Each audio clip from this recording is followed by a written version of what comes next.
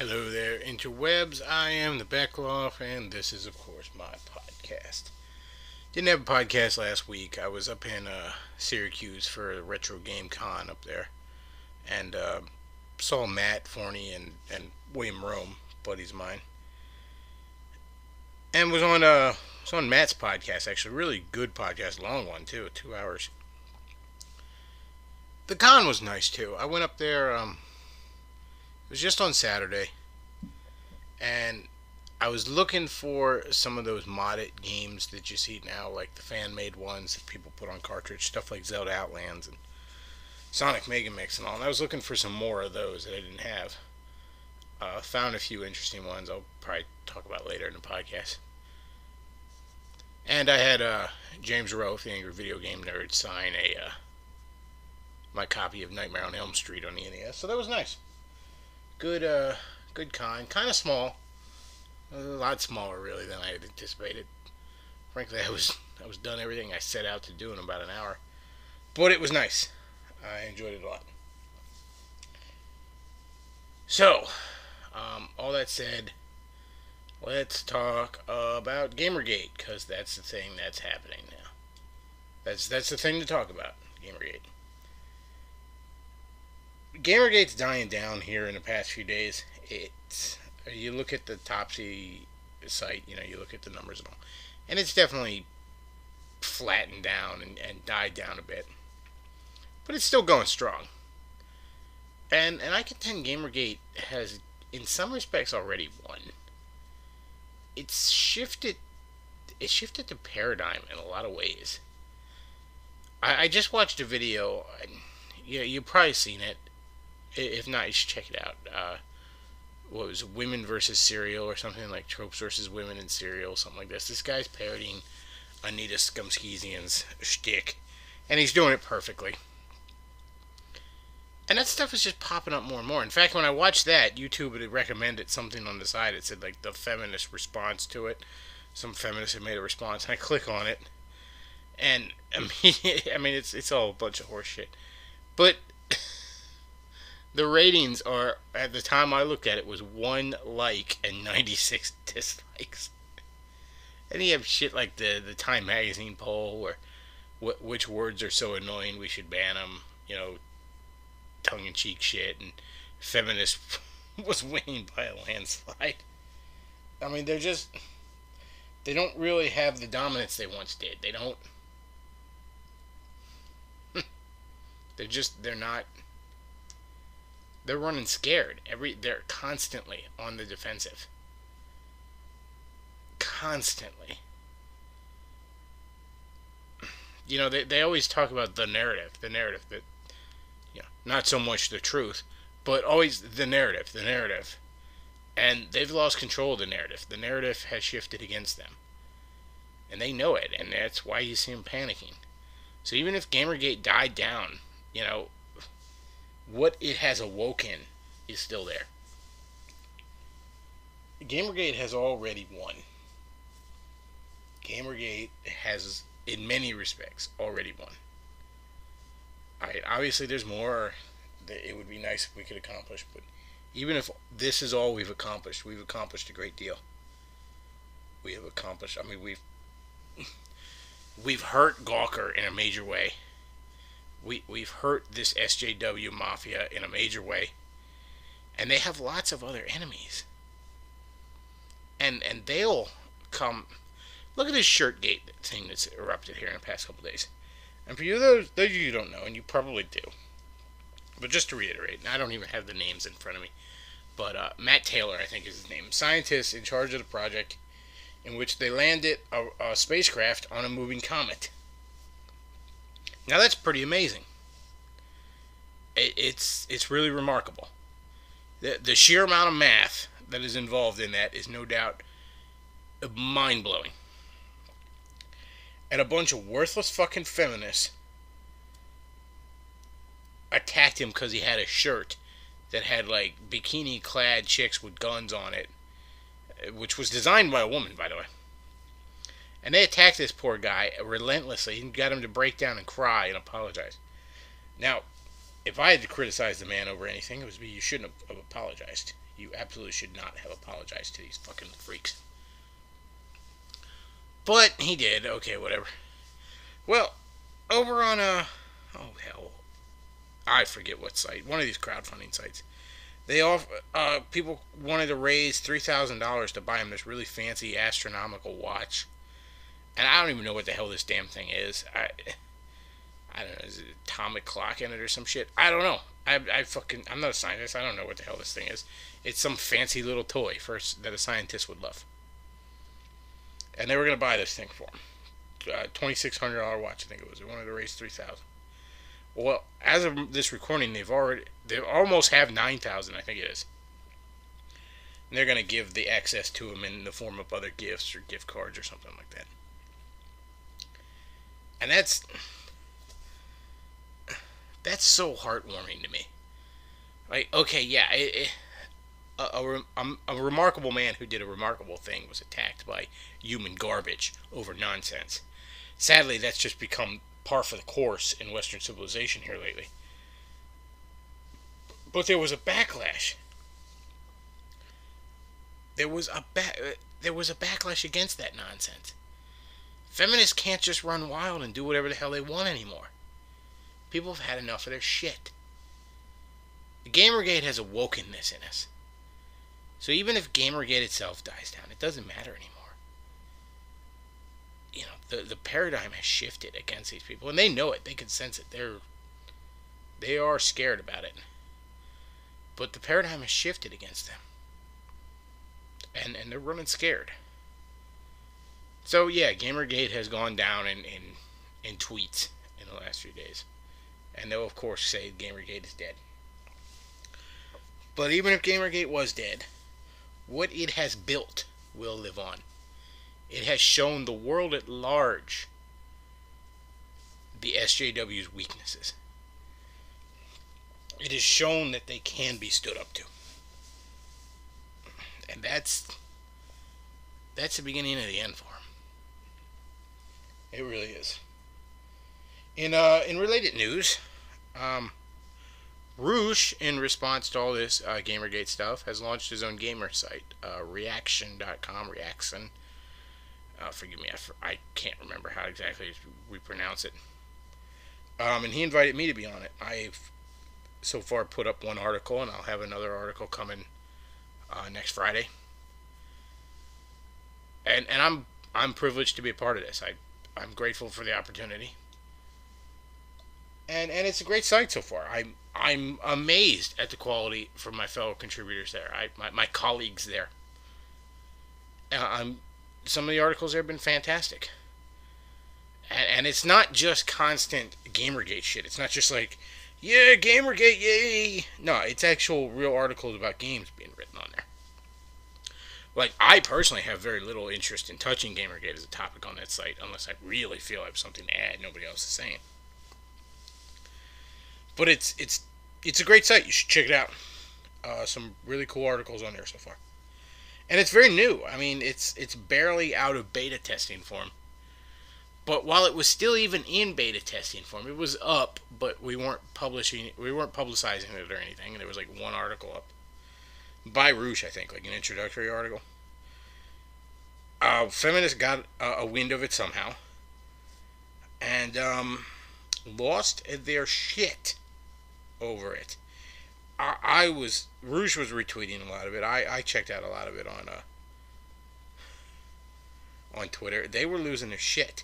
Basically, all their arguments amounted to Rouge founded it, and we don't like him. You know, misogynies. And Rouge has very little to do with the content of this site. You know, he's kind of mentoring us on, like, improving our writing skills and all. But he's not actually, he said he's not a gamer. He's not a gamer. He's only really founded the site as, you know, a way to get, to fill a void, really. You know, he's a businessman. He saw a void and he intended to fill it. So to attack Rouge, like, well, this site is just a extension of Rouge. Not really. this is something Roosh founded, but it doesn't mean that everything on there is just a reflection of Roosh. That's stupid. Because on this side of things, there isn't the same kind of hive think that the SJWs have. But yeah, the reaction to this to reaction has been rather amazing. SJWs losing their shit over it. It's been something. It has been something. Gamergate itself has been something for me, really. I don't even know if I'd have called myself a gamer a couple years ago. I had a lot of misconceptions on what a gamer was. Like, you told me gamer, and I just imagined basically somebody playing World of Warcraft for 1,000,000 hours, or just basically. I mean, I'm a retro guy and I'm a Nintendo fan, and I like those kind of games primarily. And, I dealt with the kind of snob of the more, I don't know what you, not like PC gamers, but also the more, I guess, hardcore console gamers who like, oh, you're not a real gamer. Like, I remember a buddy of mine who was a hardcore gamer one time when I was thinking about getting a Wii U. He was like, "Are you gonna get any of the the new generation systems?" I'm like, "Well, I'm thinking of getting a Wii U." He's like, "That's not really a new generation." So I'm like, whatever, fuck you, dude. So yeah, there was a time probably a couple years ago. I remember I probably wouldn't even have called myself a gamer. But first of all, I see my fellow nerds, whether I'm the same kind of nerd as them or not, being harassed by this weird SJW mafia, this cool kid feminist group that wants to pick on the nerds. So yeah, I stand with them in that regard. And frankly, I've gotten huge into retro game series the last couple of years. I Hell, most of the stuff on my blog, there's very few comic reviews anymore. It's mostly been game reviews for well over a year now. Genesis reviews and Game Boy reviews and shit. So so I guess I haven't always been a gamer. I've had a very odd relationship with video games, a very on again, off again relationship. I played my consoles heavily when I was a kid, but after Sega Genesis, my dad wouldn't buy me any more consoles when I was, a young teenager, I guess, and I fell out of it for a long time. I played a few computer games like Spider-Man and Tomb Raider and shit, but I fell out of it for the longest time, and I didn't get back in it until like 2005, and that was the year I bought both a Sega Genesis and a PlayStation 2. So yeah, I've had a very on again, off again relationship with video games, but I've gotten so heavily into the retro game scene here these last couple years. I mean, I've basically, I guess, been into it since '05. Like I said, I got my Genesis then, and a Super Nintendo maybe 2 years later. And but here lately, I've been getting more heavily into it, which is a shame. I wish I'd have. There's a lot of games I bought, and then I kind of got sick, like for my Genesis or Super Nintendo, and then I kind of sold because maybe money was tight or whatever. And I wish I'd have held on to them because now trying to buy them back again, they're so damn expensive. Retro games have gotten nuts in the last few years. Partly because it's more popular, legitimate reasons, and partly because asshole speculators, who are assholes. But yeah, I have that very odd relationship with gaming. So, another interesting thing to talk about. Um, a while back, I wrote on my blog that I had resigned from my church, and I had written that my church had developed what I believed was a very big um, spirit of authoritarianism in it, and I kind of traced this back to my church. The church it spun off of uh, became affiliated with the Harvest Network churches, which are run by James McDonald, this network of mega churches. And our church began to be more and more in bed with him. And the more, I should say, the closer it got to harvest, the more I sensed this feeling of authoritarianism. And a lot of this I've mentioned before on this podcast, and I've mentioned on my blog. I wrote an article on my blog, James McDonald Killed My Church. I wrote that article after I had resigned my membership, and I was ready to basically move on. I was thinking I might still go to the one small group Bible study because I'm very close to the guy who hosts it.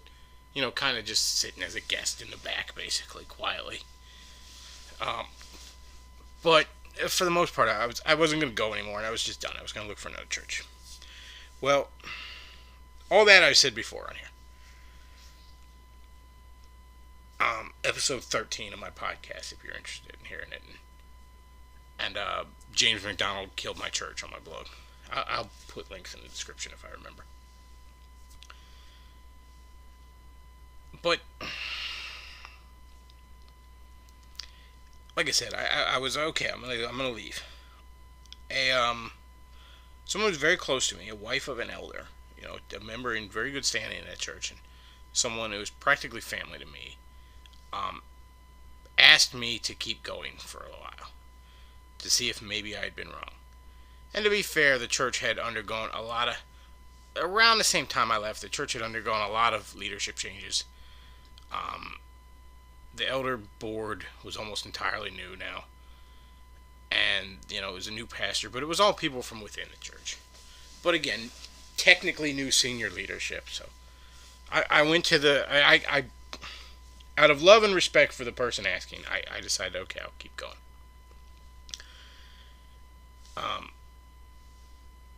Well, that didn't go over well.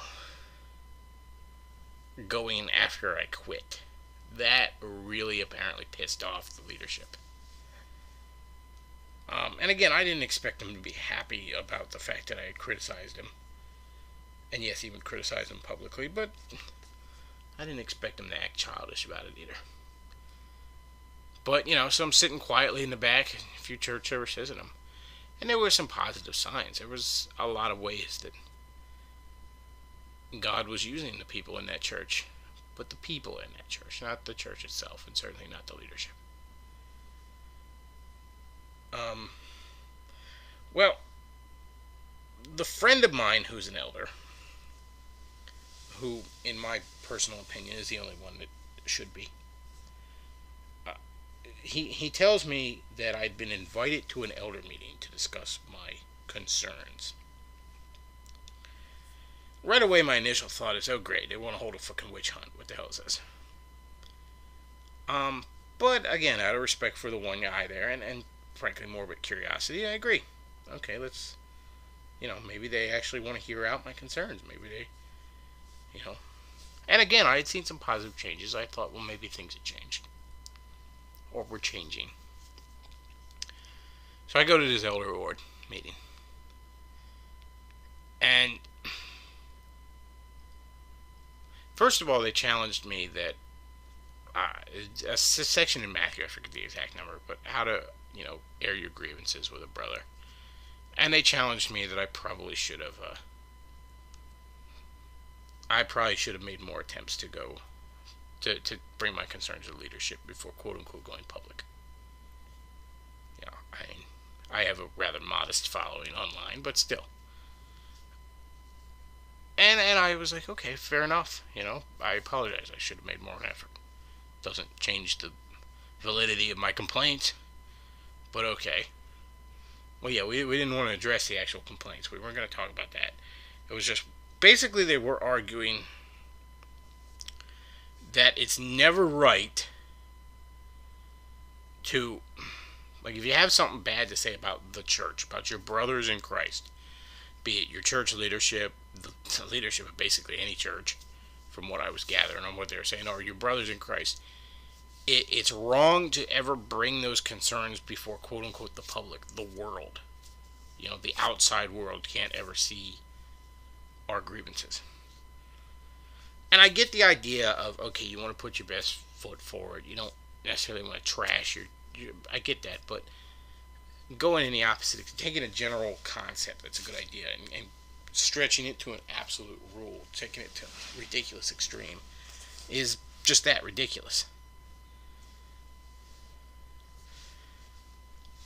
So I went to this meeting, and it sounded like they were saying, you need to either get back in line, get your membership back, submit to the leadership, take your blog post down, all that good shit, or else, you're not welcome here anymore. We're not going to allow you to even come. And that's ridiculous to me. I've heard of church discipline before, like removing membership from someone who persists in sin, and treating them like an unbeliever. But banning someone from a church, that's ridiculous. It's not like I was walking in there setting fire to something. It's not like I was a stupid feminist protesters in Russia or something, the Femen or whatever they're called, that are doing all kinds of vulgar shit outside of a church. No, I was just quietly sitting in the fucking pews. But I was no longer welcome, and they didn't flat out say that, but it sounded like they were saying it. So I talked to the one elder afterwards, and he's like, well, surely they're not saying that. That's ridiculous. Okay, fine. Maybe I just misunderstood. Well, it turned out they were indeed saying that about a week later. Yeah, that's what they were saying. That's what the hell they wanted. And they banned me, but then they still wanted to talk to me. Basically, they kept wanting to break me, for lack of a better term. Because I can't point to what they actually wanted, short of apparently wanting absolute domination. Because I tried many times to say, what exactly is it you want me to do? What exactly is your end game here? Never could get a straight answer. Oh, we're just concerned about your spiritual growth. So you're banning me from a church? Well, it's a discipline and we submit to the leadership. And like I said, and here's the irony. Here's what I don't know if they got.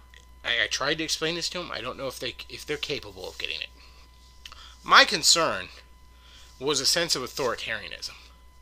Was that the leadership was just taking too much power, was reveling in its power. If there's one thing I've learned in life, it's that someone that grasps at power with far too tight and eager, with far too tight and eager a grip, is almost always unfit to wield that power. So, my concern was that they were being authoritarian, that they were abusing their power, that they were seizing too much, that kind of thing. So, while they want me to say I was wrong, they're proving me right. That's the thing. If they wouldn't have, I wanted to believe that the church had turned around. I really did. Call it hopefulness, call it naivety, whatever. I wanted to think that things were different now. And I was seeing some positive signs. And maybe a couple months of that gone by, I might have actually written an article, apparently foolishly, saying that things had turned around there. They would have actually gotten what they wanted had they not pushed for it. That's the irony. That's the amazing irony.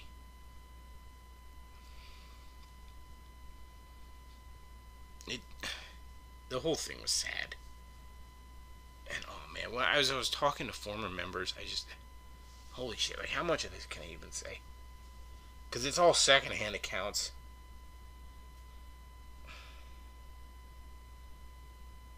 Okay, you know what? I'm sitting here like, how much of this should I say? I talked to former members, a couple of former members, and it was clear based on what they were telling me that I'm not the only one. I'm not the only one that they dealt with in such a manner. I'm not the only one that they suddenly acted like fucking cult leaders around. Oh man, I want to tell you. I want to tell some of these damn things, but I also want to be fair. And these are. I don't want to smear anybody. I genuinely like a lot of the people there. This whole time, the whole time in this affair, I tried desperately to do it right, and I don't claim that I did it right all the time, but I tried desperately dealing with these people to do it right. In my natural state, I right halfway through that initial meeting, I would have stood up and said, I have indulged this nonsense long enough, and walked out. But I prayed to God. I said, "You give me patience, and if the time comes that I have to say that I've indulged this nonsense long enough and walk away, let it be because I truly have indulged this nonsense long enough." And I believe I did. I gave it a lot of thought, a lot of prayer. I believe I did. I believe I gave more than the benefit of the doubt. I was willing to admit when I was wrong, which I have just here earlier, and did on my blog. I was really, but there was no agreeing to disagree. There was no meeting halfway. There was none of that on the other side. Pardon me. None of that on the other side. What did they even want? Apparently they wanted everything. And like I said, I'm trying to be fair here. There are so many stories I was told, and I can't confirm these things firsthand, but they certainly fit in with how I was treated. Certainly fit in with how they acted around me. I have absolutely no reason to doubt any of these. So should I say them right now? I guess not. I don't. Oh man, I don't. I'm not going to say exactly what happened to some of these people. Suffice it to say, their treatment of me was not unique to me. Many other people were treated very poorly by this and the previous leadership. And the leadership now had been in lower levels before, and it was the same crap.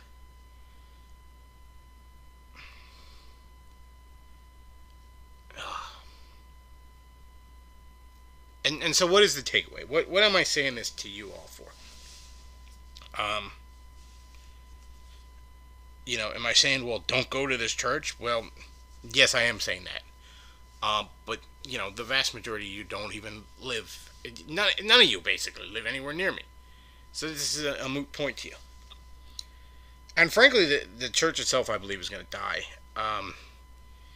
In what is perhaps God working in mysterious, or not mysterious ways, but in what is perhaps God's hand. Most of the people they've chased away happen to be the people with money. So eventually they're not going to be able to pay their bills. And indeed, if some of the things I've heard are true, they're already not paying their bills. But again, can't confirm that firsthand. But the money's drying up. So that could be, God may be using the almighty dollar as his agent to prune this dead branch. What's my takeaway for all you, though? Why am I telling you this? Other than the fact that it's been on my mind and I just want to get it off my chest. Why am I telling you this? What's the point of me telling you this? I haven't even named the church, so what do you mean? You want to do a little digging, you could easily find it, but I think I named it on my blog before, but that's not the point. The point is, a lot of you listening may be some sort of evangelical or unaffiliated, non-denominational church. That's a very growing type of church. If you're Christian like me, that's quote-unquote non-denominational, is the fastest growing church in the country. Now, non-denominationals are basically evangelicals. And I would argue modern American, particularly evangelicalism, is very much a denomination.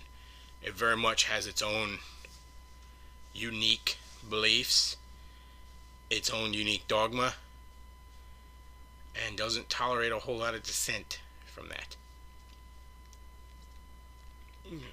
But many of you are in that. And if you are in that, and you're unaffiliated, don't be surprised if Harvest Bible Church and good old James McDonald comes a knocking. And I can tell you right now that he brought out the worst in a lot of people in my church. He brought out the worst in the church itself. He brings with him a spirit of authoritarianism, and I would argue, do not let your church anywhere near him. And in the meantime, I am without a church. And for now, I'm kind of okay with that. I mean, I miss having that, and I definitely miss small group. But, you know, I heard this from a preacher I had listened to shortly, kind of but almost like after this nonsense was going on.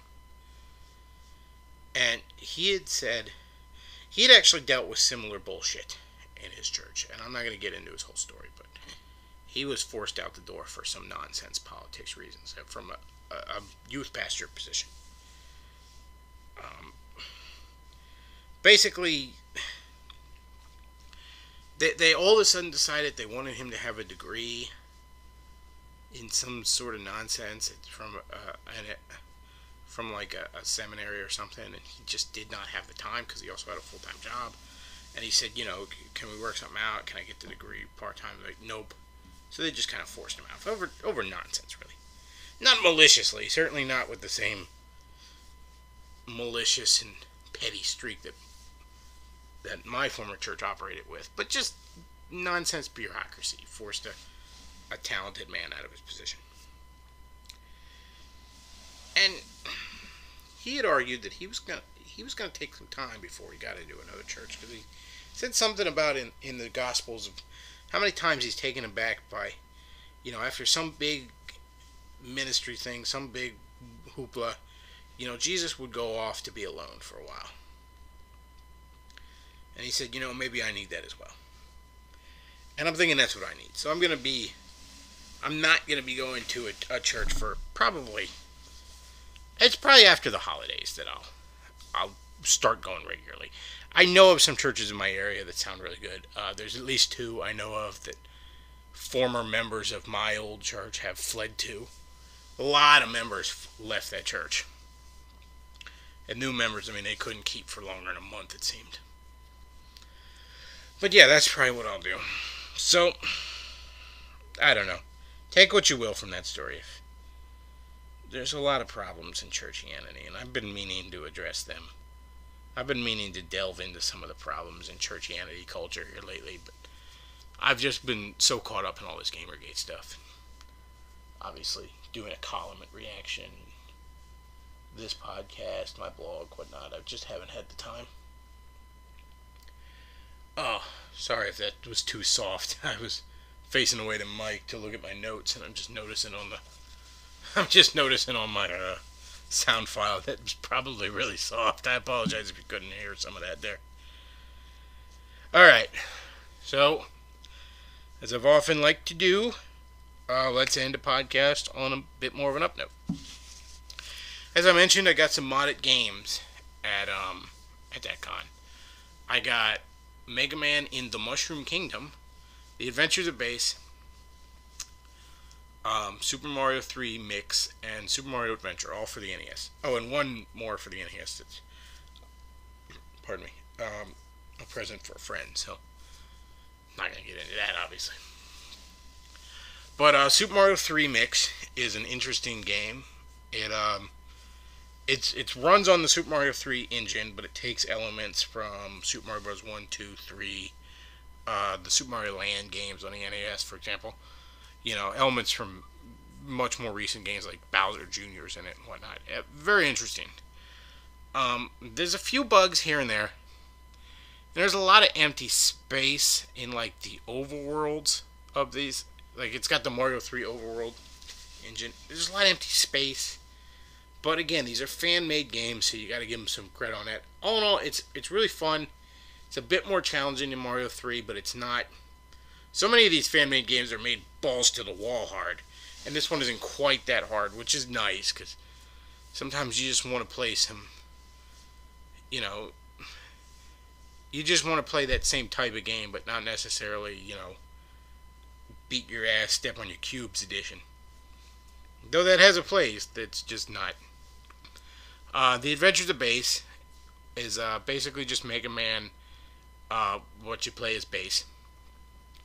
I haven't gotten all that extremely far in it yet. It's only been a week since I got these games. But it's not. It's probably the most. Well, the two Mega Man games are kind of the most disappointing of the two. Adventures of Bass. If you don't know, if you ever played Mega Man and Bass, which is the one game you can play as Bass, I think you can play as him in Mega Man 10 if you unlock him. But Bass can shoot in all 8 directions, whereas Mega Man can only shoot in front of him. But in this game, he can't. And I was hoping, like, oh, cool, an 8-bit game, basically a Mega Man game, but I can shoot in all 8 directions. Well, I can't. It's basically just a Mega Man game with a skin change. It's cute, but it's nothing special. Mega Man in the Mushroom Kingdom, I was especially disappointed in. And it's not that it's bad, it's just...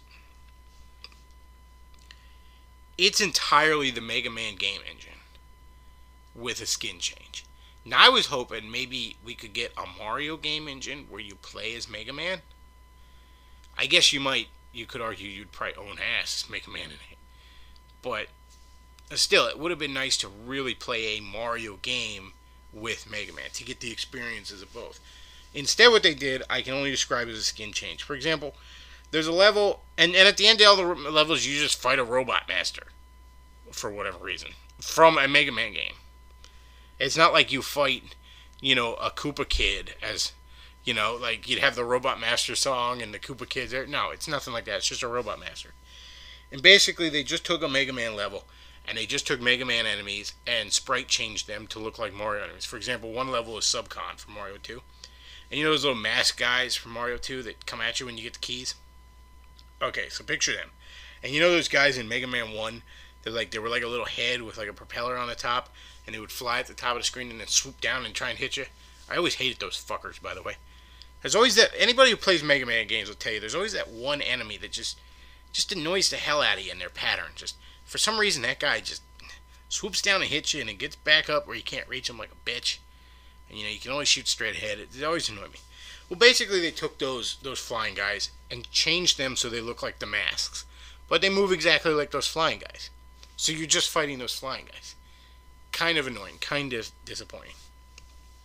Mario Adventure is another one that's largely based on the Mario 3 engine. But it's balls to the wall hard. It's like Zelda Outlands. It's gnarly. In fact, the difficulty level, I think, is a lot like the Japanese Mario 2. Or Mario the Lost Levels if you have Mario All-Stars on the Super Nintendo. It's cool, and there's a lot of different things in it. It's definitely one of the better made fan games from a technical level, but it's balls to the wall hard in ways that are kind of annoying at times. But fun, worth checking out if you're a Mario fan. The other game I've been playing the hell out of these past couple weeks, not a fan-made game, Metroid Zero Mission on the Game Boy Advance. And this game is just fantastic. I've been getting into the Metroid series here lately. Pardon me. And I got Metroid 1 for the NES and Metroid 2 for the Game Boy. Which is kind of Metroid had one of those odd console relationships. Most games would get, both for Sega and Nintendo, they would get parallel versions on the Game Boy. Maybe the version was very different on the Game Boy than, say, the NES, or if you were a Sega guy, the Game Gear rather than the Genesis. Like Sonic 1 is very different on the Genesis, obviously, than Sonic 1 on the Game Gear. Both good games, but very different games. And then obviously, like on Game Boy, you had parallel series running. For example, you had the Super Mario Bros. Series on the NES, but then you had Super Mario Land on the Game Boy. Well, this was one of these odd times. Kirby was a little like this too, where the game series just bounced back and forth from system. For example, Metroid 1 was on the NES, Metroid 2, on the Game Boy, and then Metroid 3, Super Metroid, on the Super Nintendo. At least I'm pretty sure that's the third game. Anyways, I haven't gotten Super Metroid yet because it's balls to the wall expensive. Super Nintendo games are just getting up there. I got Metroid 1 and 2. They're both pretty weak games, really. Metroid 1 really suffers from that first game syndrome, I like to call it, where you can tell the formula had not been refined or hammered out at all. Metroid 2, it's a little bit more refined, but there's just one thing that really annoys me. It doesn't have the same exploration as the Metroid 1 or most Metroid games. Because, like, each level is blocked off until you kill the one Metroid. Like, the next part of the level, it's blocked off with, like, lava. Now, what annoys... And then an earthquake happens if you kill the Metroid and the lava's cleared. If you fall in the lava, obviously it begins to drain your health. And sometimes you can fall really far because it's basically the opening to the further part of the level. And that annoys me. Like, why couldn't it have been blocked off with just, like, solid rock so I'm not constantly falling in it? That's annoying. Plus, it doesn't have the same, like... Doesn't have that same exploration feel that Metroid games have. Metroid games are supposed to have a lot of whole, like, running around looking for shit. So Metroid 2 on the Game Boy is kind of lame. It's not bad. Neither is Metroid 1. It's just, they're not great. Well, along comes Metroid Zero Mission on the Game Gear. Oh, I'm sorry, not the Game Gear, the Game Boy Advance. And I originally was told this was a prequel to 1, but I had that information mixed up. It's really a remake of 1. And it's fantastic. It takes everything that's great about 1, expands on it, refines it. You know, you can shoot in more directions, all 8 directions. You get additional power-ups. Obviously, the graphics are vastly improved. It's an interesting case in that, like, there's at least 2 Game Boy Advance games I know of that are remakes of NES games. Kirby Nightmare on Dreamland is actually a remake of Kirby Adventure on the NES. Kirby had another odd little history on consoles. Kirby's first game was Kirby Dreamland on the Game Boy, and then he had Kirby Nightmare on Dreamland on the NES, which was very late in the NES very late in the NES's life cycle, and I'm pretty sure the Super Nintendo was well already out by then. And then he had Dreamland 2 on the Game Boy, so he bounced back and forth between the systems. But then Nightmare on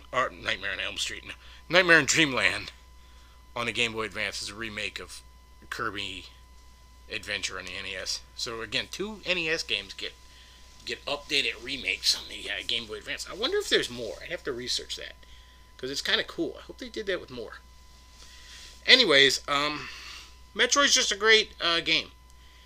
You know, I'm sure feminists can attack it for being sexist somehow, even though it's really exactly what they should want. You know, it's a badass chick who goes around the galaxy killing monsters. But it's a damn solid game. You know, there's exploration elements. I mean, it's challenging without being too ball busting. Though I haven't gotten that far, from what I hear, the last level is very ball busting, which is new to it. It wasn't in the NES level. But yeah, it's a great game. I would definitely... The Game Boy has a lot of gems on it. If you're getting into retro games, a lot of them are getting way expensive. My suggestion is to get yourself a Game Boy Advance SP. That's the unit I got. It cost me $50. You could probably even get it a little cheaper than that. But $50 ain't bad. Because this thing not only plays Game Boy Advance games, then also Game Boy Color and original Game Boy. You unlock basically the entire library from Game Boy Advance to all the way down to the original Game Boy, you know, earliest games, Mario Land and Tetris and shit like that. And Game Boy games are not expensive at all. I mean, an expensive one is like 15 to 20 by and large. Occasionally you get one like a few of them are expensive. Like Final Fantasy Adventure is like $20, I think you could find it for. Link's Awakening on original Game Boy and Pokemon Yellow were both like close to $20. You probably find them cheaper. You might find them more expensive, but still not bad considering, like, for example, you know, Super Metroid is like $45 at places right now. You know, N64 games are fucking ballbusters. Conker's Bad Fur Day I routinely see for $75. You know, the original Smash Brothers $45. Mario 64 I've seen between 20 and 30. So yeah, Game Boy is a great thing to get if you want to get into retro games, but you don't want to bust your wallet up over it. And it's portable. It's on the go. You don't have to worry about batteries. It's got one of the rechargeable batteries like your cell phone has. You know, you just plug it in at the end of the night. And it, you know, portable. Take it wherever you go. It's great. I would highly recommend that. Alright, that's enough of my ramblings this time. Thanks as always for listening, folks. Bechtloff out.